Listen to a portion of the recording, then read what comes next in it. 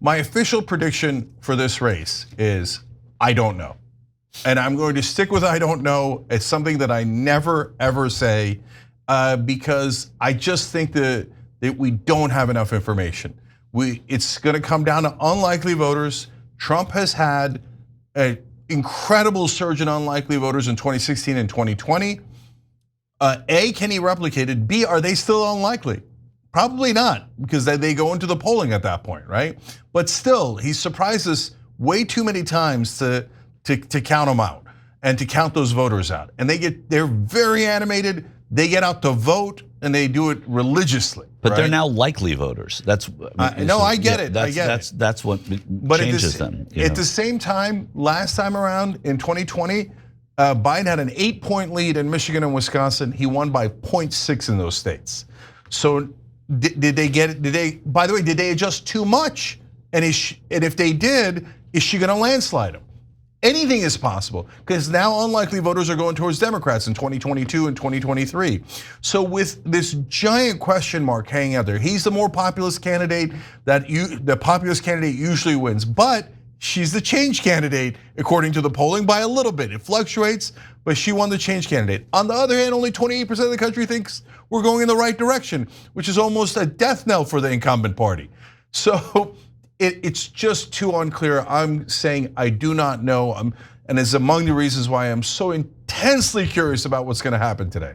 And we're going to cover it all for you guys here. But since I have to enter into the sweepstakes on tyt.com to try to become the election champion of the world. Can you first say I don't know again so I can hear you say it again?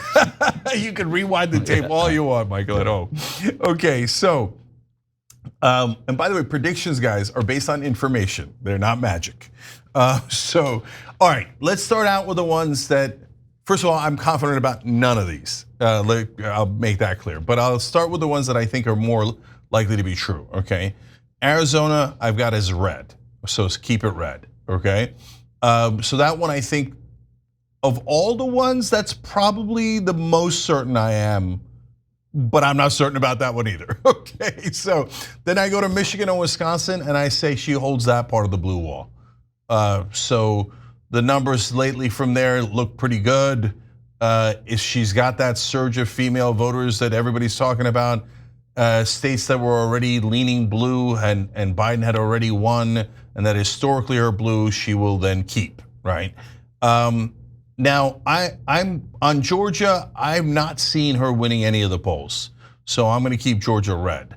I understand Michael's logic on it, that's the one that's flipped blue recently, but that's not what the numbers seem to indicate right now. And they do an excellent job of purging Democratic voters in Georgia, unfortunately. So that's Kemp's specialty, and he's been at it again. So I'm gonna keep that one red. Now I'm left with the three that I went from uncertain to I have no freaking idea. But I'm gonna go with what my gut says. I'm gonna say Pennsylvania. No, I'm gonna leave it, hold on. Nevada, I'm gonna go Nevada red. It's tied, but he's been winning it throughout. His pickup of extra Latino voters could prove critical in Nevada. That little gimmick he had that he doesn't intend to do at all of not taxing tips could help him in Nevada. It was very popular there. I think he squeaks out the victory in Nevada. So far, it's not looking good, right? So it comes down to Pennsylvania and North Carolina. And on Pennsylvania, the one I'm most unsure about, I went blue. And this is based on the latest polling, the latest information. If you'd asked me 5 days ago, I almost certainly would have said red, but I'm saying blue today. So let's hope that latest information is correct. And based on the same recent information, I've got North Carolina going blue. So if she picks up those unlikely women voters, she'll win North Carolina and Pennsylvania, I think. Now, you could say, hey, then why wouldn't she win Nevada? Why wouldn't she win Georgia? I don't know, good points. right? So if I knew, I'd tell you. And so if she picks up those unlikely voters, maybe she sweeps them all. And so, is that a landslide? Not really. We only have 7 swing states. I mean, even if you pick up one you didn't expect, Iowa, Florida, or for Trump, New Hampshire, it's still not a landslide. Nothing's a landslide. No, nothing's a landslide. And we were talking last night, Cenk. One of the things I was telling Cenk is that you also have to look at the behavior of the campaigns in the waning days. And so Cenk just mentioned New Hampshire. J.D. Vance was in New Hampshire. Donald Trump went to New Mexico. Now you could say, okay, well, hey, they're just campaigning for president, trying to win as many votes as they can. He was at Madison Square Garden, and he was in Coachella, and he was in Denver. Those aren't places where he's going to win. He's getting the popular vote. But New Mexico made no sense to me. So what I did is I looked at it and I thought, that means that they're worried about other things. They're worried in the waning days of this campaign. Their internals are saying, we gotta fish in another pond, because we're not catching fish in whatever pond this is. And that could be North Carolina, because there are good arguments to be made for it. And I'm just being conservative on North Carolina, because I really need to see that change before I can say that it's even possible. And it could be Georgia, it could be Pennsylvania, it could be Wisconsin. We don't know. But the fact that they're worried tells me that things are not good, and in a lot of those, in some of those states, and so I'm encouraged by that as well. Yeah. So look, I'm going to do member shout outs, especially on tyt.com, where you're getting 20% off today in a little bit. But to build on that, on the other hand, the Trump team seems so confident, or they did until 5 days ago. They were over the moon in their confidence. It reminded me a little bit of Hillary Clinton in 2016. I was like, whoa there, big guy. Even if my intuition was leaning Trump 5 days ago, it was only leaning that way by a little bit, by a shred. And these guys were like high stepping at the 20. I'm like, you got 20 more yards to go. You're crazy, right? And so there's a lot of Don Beebes out there. We're ready to knock the ball away.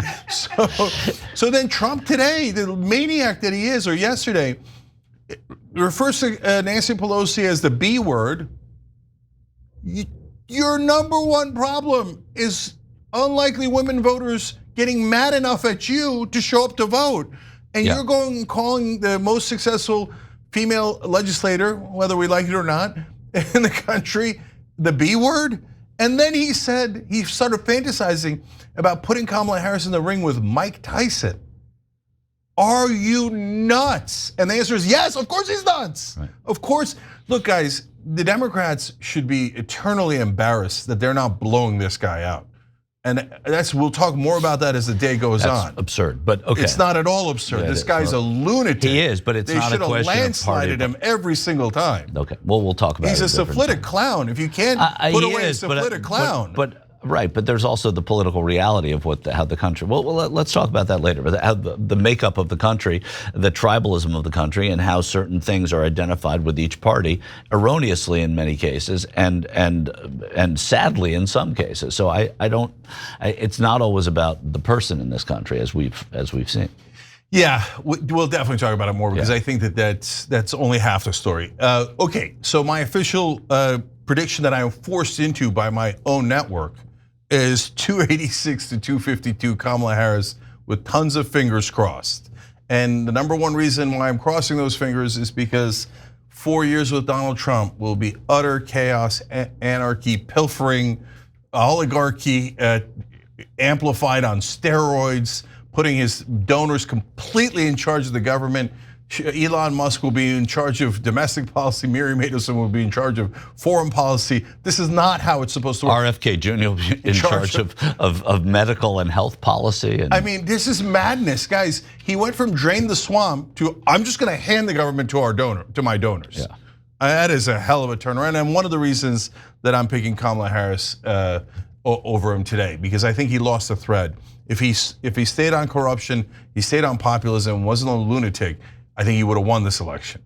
But we don't know yet. Maybe he still wins it.